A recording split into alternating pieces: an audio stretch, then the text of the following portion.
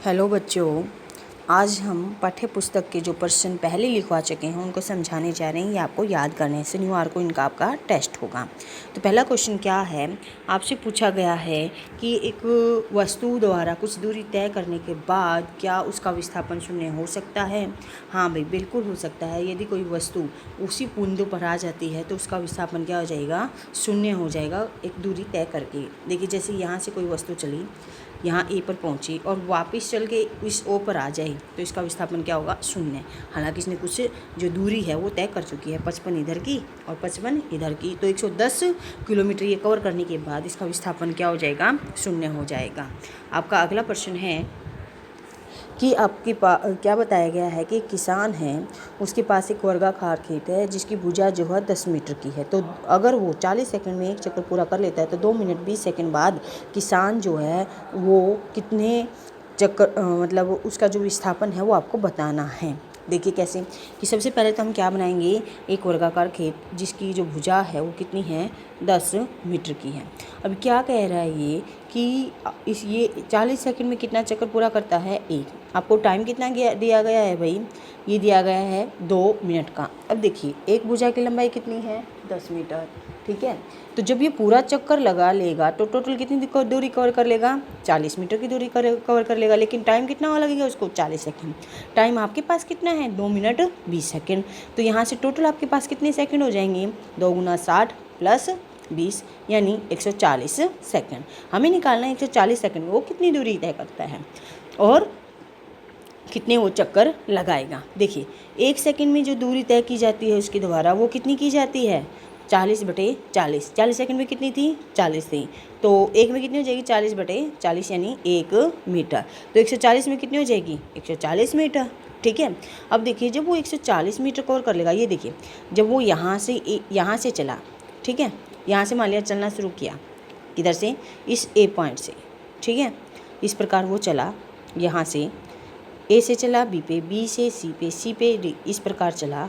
तो ये 40 मिनट इसके 40 सेकंड पूरे हो गए। तो इस प्रकार अब कितने हो गए, 80। अब कितने हो गए, 120। अब बच गए कितने, 20 सेकंड। तो 20 सेकंड में ये कहाँ पहुँच पाएगा, यहाँ तक पहुँच पाएगा, यानी यहाँ से यहाँ तक। यानी कुल कितने चक्कर पूरे उसके, मतलब 2.5 चक्कर पूरे हुए। तो इनिशियल पोजीशन तो ये थी आपकी, फाइनल पोजीशन कौन सी थी, ये।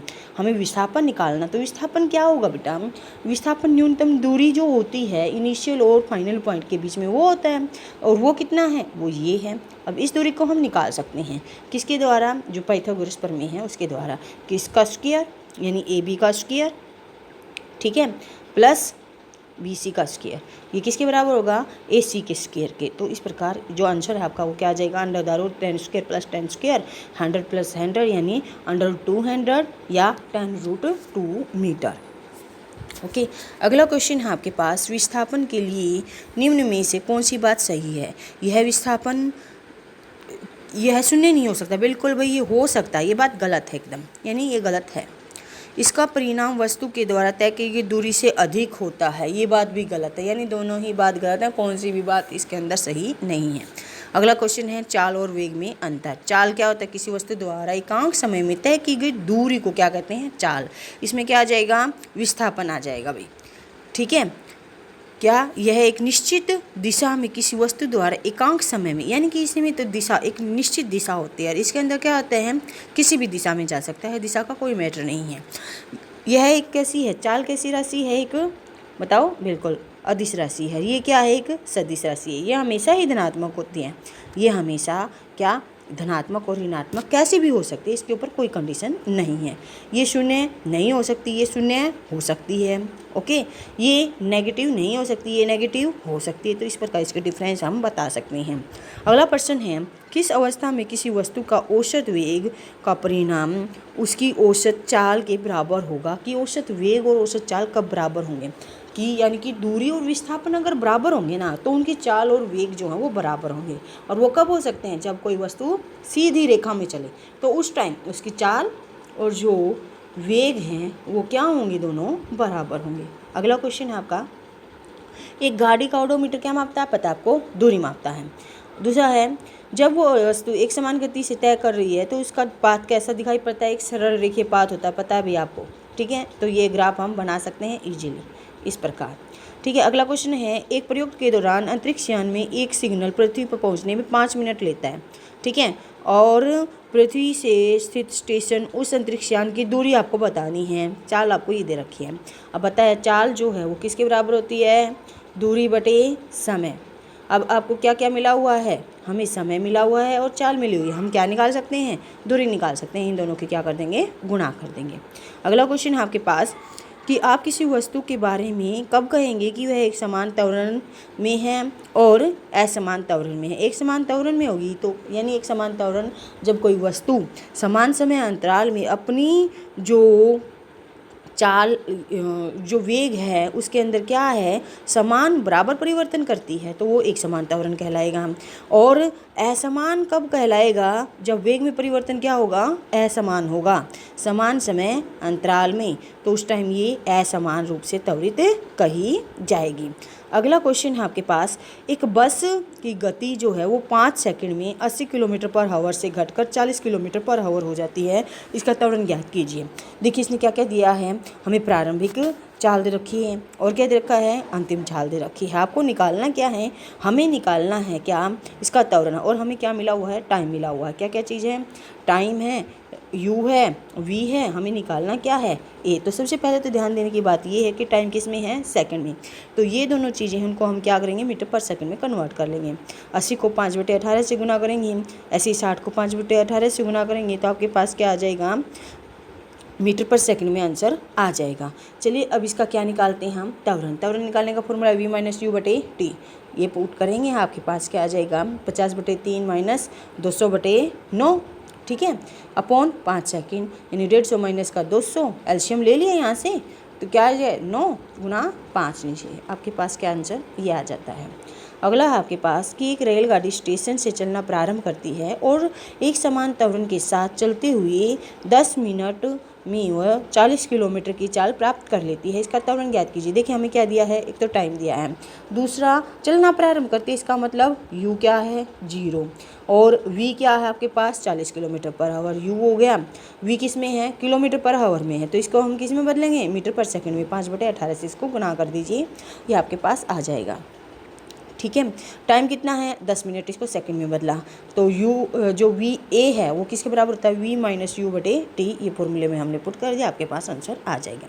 अगला क्वेश्चन है, किसी वस्तु के एक समान व असमान गति के लिए समय दूरी ग्राफ की प्रकृति क्या होती है। एक समान के लिए तो सरल रेखीय ग्राफ होता है भाई, पता है, और असमान के लिए यही ग्राफ कैसा हो जाएगा, वक्र रेखीय हो जाएगा। ठीक है, तो ये हमें बता देना है। अगला क्वेश्चन है, किसी वस्तु की गति के विषय में आप क्या कहेंगे जिसका समय दूरी ग्राफ जो है वो समय अक्ष के समांतर है। क्या है कि ग्राफ आपको इस प्रकार दे रखा है, ये देखिए इस प्रकार। तो यहाँ से देखिए क्या है, ये कौन सा ग्राफ है, समय दूरी, यानी ये दूरी जो है वो क्या है, सेम। देखो दूरी के अंदर कोई चेंज नहीं है, सिर्फ समय में चेंज होता जा रहा है। इसका मतलब वस्तु किस में है, रेस्ट में है, स्थिर है।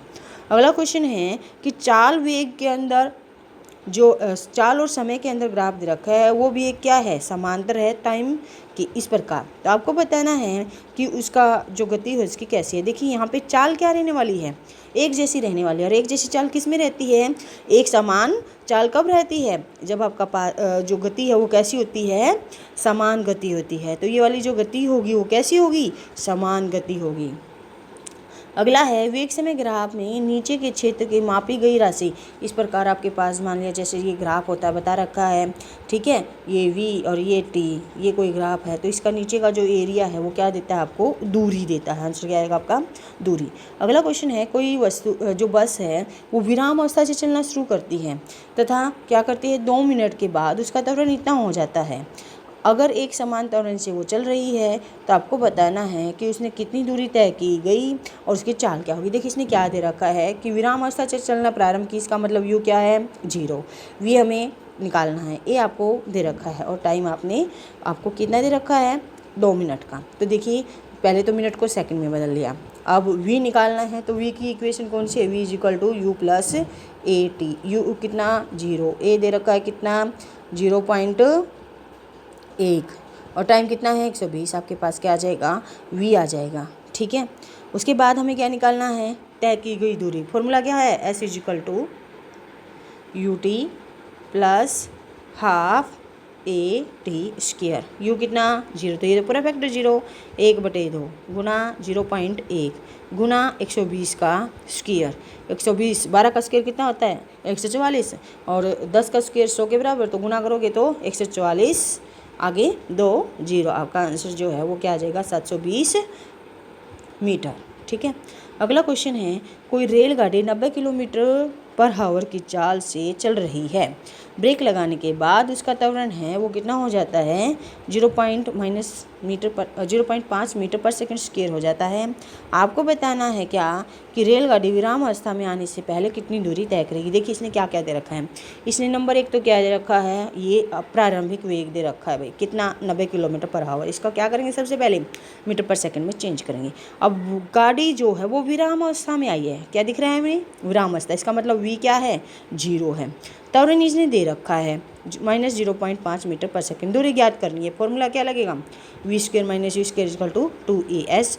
ओके, एस कितना आ जाएगा v² - u²/2a। इन दोनों को सबको पुट करेंगे, आपका आंसर कितना आ जाएगा 625 मीटर। ओके, आज के लिए इतना ही। आगे जो क्वेश्चन है वो कल समझाएंगे, और शनिवार को इन सब का क्या होगा टेस्ट होगा, इसलिए इनकी तैयारी कर लेना। Okay, thank you.